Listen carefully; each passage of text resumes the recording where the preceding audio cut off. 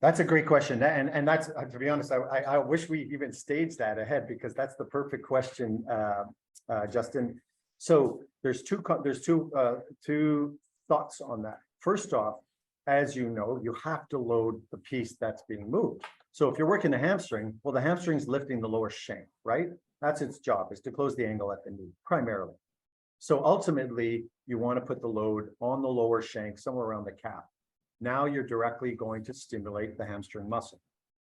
Now, that's how we started learning. Then we started learning something else. These loads, when you put them on the body, the athlete feels, right? And this is proprioception. So every movement problem has two components: awareness and then improvement, right? So if you tell an athlete, you need to engage that hamstring more, the first thing they'll be thinking like, okay, what does that mean? And so as a coach, what are you going to do? You're going to hold their calf. You're going to say, push against my hand. I want you to feel your hamstring. Can you feel it? There, that's the muscle. You're going to put your hand on the hamstring. You're going to stimulate that. You're going to cue them, right? You cue them. And then you're going to tell them, you're going to take that little cue that you've kind of inputted. Then you're going to ask them to go into the drill. And now you're going to ask them, remember that. And then they're going to try and remember that. But you're also asking them to do 10 other things, like run fast, make a cut, catch the ball, whatever it is. So what we found was you need to put the load on the athlete to stimulate the muscle, but you need to put some load directly over the muscle, because when you put a small load directly on the hamstring, the athlete will walk away, and you'll literally see them walking away going, oh yeah, I can feel that weight on my hand. Now they're aware of their hamstring. And so the problem is, which one do you use to help an athlete? Some athletes are such good movers and so in tune that just putting the load on the actual muscle working as a stimulus, almost like leaving your coach's hand on the muscle while they're actually moving, and they will create the engagement themselves. They don't need to be stimulated below to make the hamstring actually work. Now that's a really rare case, but it does help already. You put the load on the hamstring, you have them run that drill, immediately you'll see them already, they'll walk up to you and say, okay, I can feel the hamstring, I need to engage it. It's not working like the other side.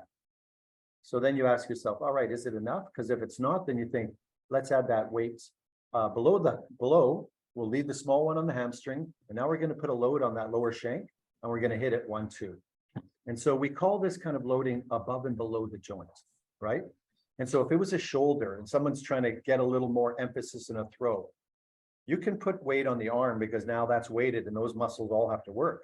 But if you put load in and around the shoulder that stimulates what the joint needs, we tend to get a better movement.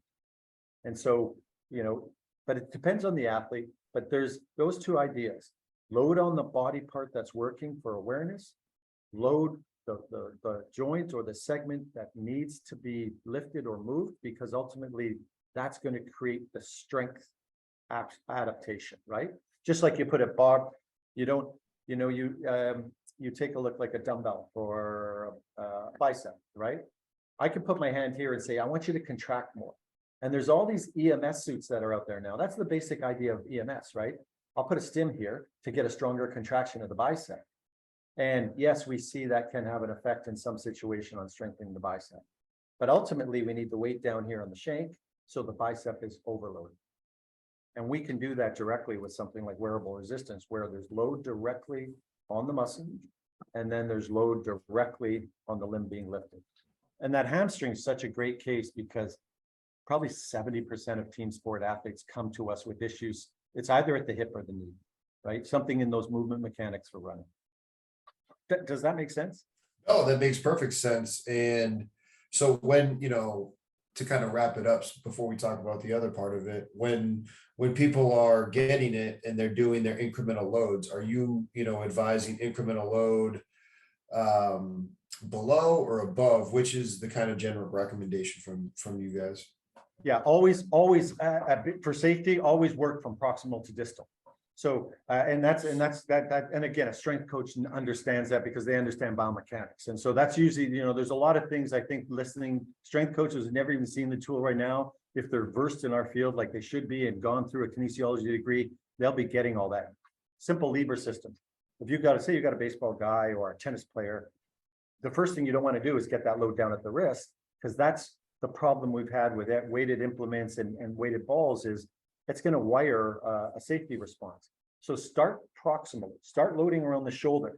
The first thing they're going to say is, okay, that's not so bad, but the weight's there, the movement's being forced. And the first increment we suggest is don't add more weight, move the weight down. So your first week, and before you start adding more weight, start moving it down the limb. So we start most of our speed guys around the hips, right? Get the loading on the hips, get the body aware, like get them used to the feeling of loading up, what it means to move the load around. And then the second progression is, all right, let's take that load and move it from the hip to the knee.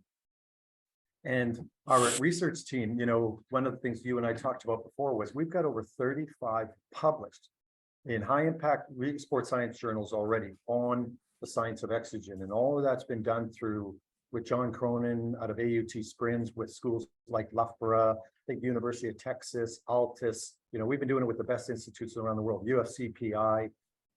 And so we've learned sort of the mechanics of what happens when you actually move these loads. And this is an interesting number.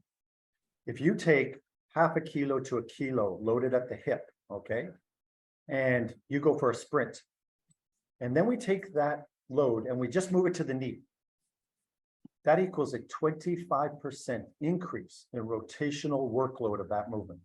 Now ask yourself, that's incredible. That's a 20 centimeter move down the shank. And you got a 25% increase in workload. Now for a strength coach, how much weight do you have to add to a bar to get a 25% increase in a squat? You know, that could take 6 months to do. So this is, again, what it taught us was start proximal and move distal, because what we never knew was a small change in position has a massive change on rotational output, and all movements rotational. And the other thing you have to think of with that little piece of data is, imagine what we're doing in weighted ball throwing and weighted implement throwing our movement to the joints. So I just talked about moving a load from the hip to the knee and a 25% increase in rotational workload. What's happening to that poor hip joint? You know, so we have to think about high speed movement in a lot of areas. And if you follow our guidelines, and again, you know, we've been an injury solution for people, not an injury problem, you're going to have no issue. So yeah, start proximal, low distally, because a lightweight at high speed, it's doing a lot. All right, so shifting gears now to what you and I had talked about off air, and we kind of teased, you know, at the beginning.